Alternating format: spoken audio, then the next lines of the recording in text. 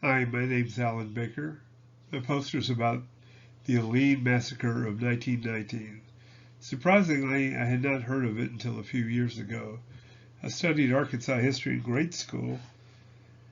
I, I go to the Blues Festival in Helena every year. When I go, I pass within 2 miles of Elaine. Since learning about it, I have visited the town. It is a dying Arkansas farm town of about 700 people, maybe 100 more than in 1920. The poster also highlights the role of a courageous newspaper woman, an anti-lynching crusader named Ida B. Wells Barnett, who was instrumental in gaining eyewitness reports from blacks that the local law enforcement officials refused to interview. The Elaine massacre occurred on September 13, 1919 in Elaine, Arkansas. These murders of innocent black men, women, and children was the worst racial disturbance in Arkansas history, and possibly the bloodiest in U.S. history. During the summer of violent racial clashes known as the Red Summer, Elaine was the only one that took place in a small rural community instead of a city. Some of the factors leading up to the massacre were whites feared that black veterans returning from World War I would demand their rights and stir up problems and cause black sharecroppers to refuse to harvest crops or flee north for jobs. The sharecropping system had blacks working the land in virtual slavery since Reconstruction had ended. A sharecropper, usually black, would agree to plant and harvest the cotton crops for a share decided by the landowner of what his crop was sold for. The sharecropper and his family all year long had to buy all their goods on credit at the owner's store, including next year's seed and farming tools. At the end of the year, he had to accept the owner's reckoning of how much he owed and how much he received for his share of the crop. Usually he broke even or was in the red for the next year. Since it was illegal for any sharecropper to leave his landowner's employment without in debt to him, for all intents and purposes, he was a slave. Some of the sharecroppers had formed the Progressive Farmers and Household Union in Phillips County. They planned to hold their crops and try to sell them collectively, not only getting a better price, but perhaps getting enough money to buy some land of their own. On the night of September 30th, they met at a church in Hootsburg, just outside of Elaine. The union had contracted with a white Little Rock lawyer, and one of the main purposes of the meeting that night was to plan a lawsuit against the planners. 3 white men, a deputy, a railroad security man, and a trustee from Phillips County Jail, pulled up to the church, got out, and started firing at the church. The union had armed men standing guard outside. By all eyewitness accounts, the white men opened fire and the guards returned the fire. The railroad man was killed and the deputy was wounded. The number of blacks killed that night is unknown. On the morning of the 1st,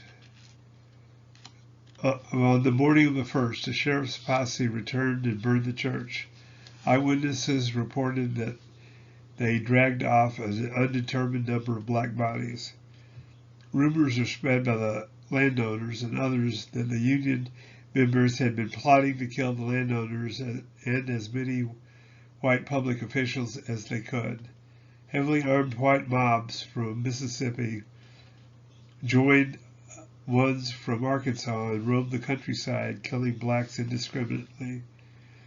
The union president was killed, and the officers and some members of the union were arrested.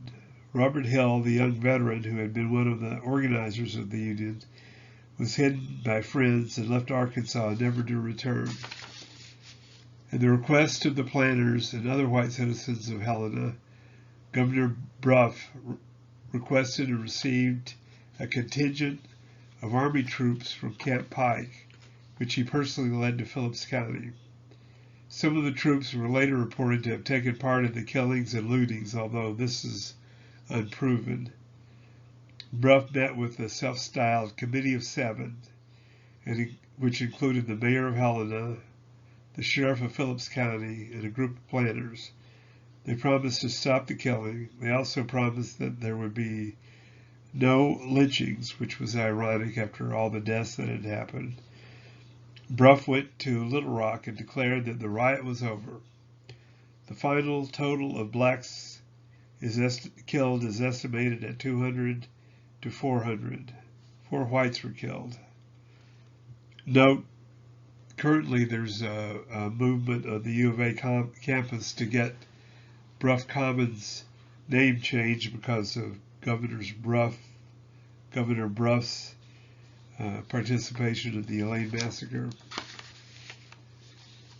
The trials. No whites were arrested or charged with the crime. 238 blacks were arrested and placed in the Helena jail built for 48 prisoners.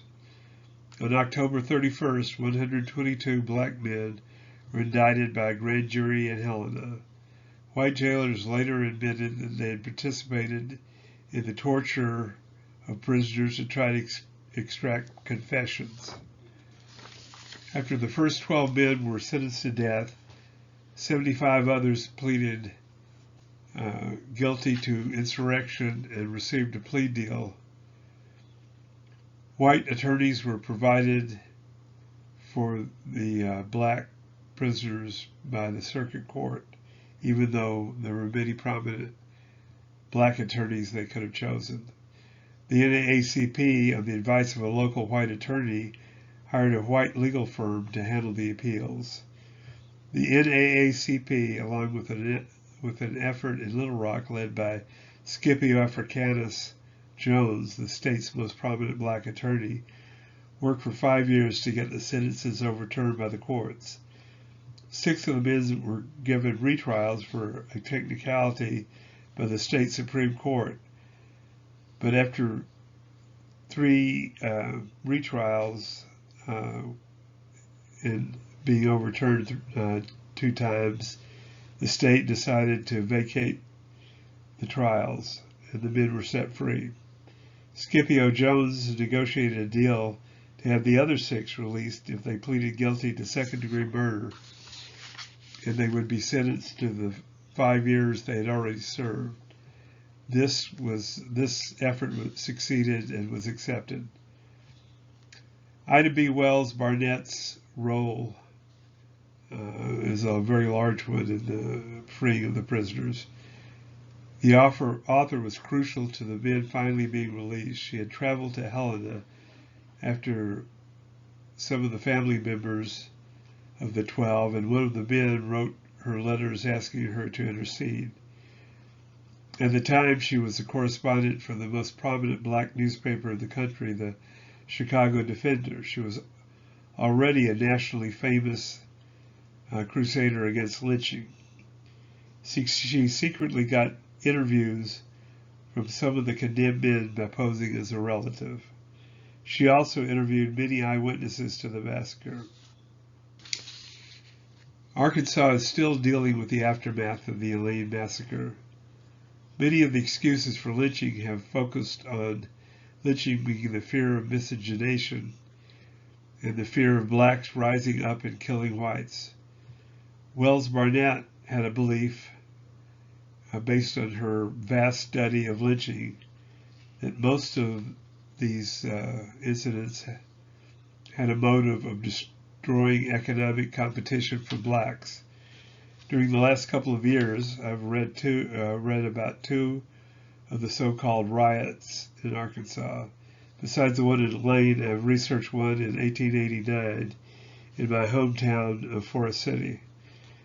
In that one, black Republicans had allied with the farm union to gain a small amount of political power in San Francisco County.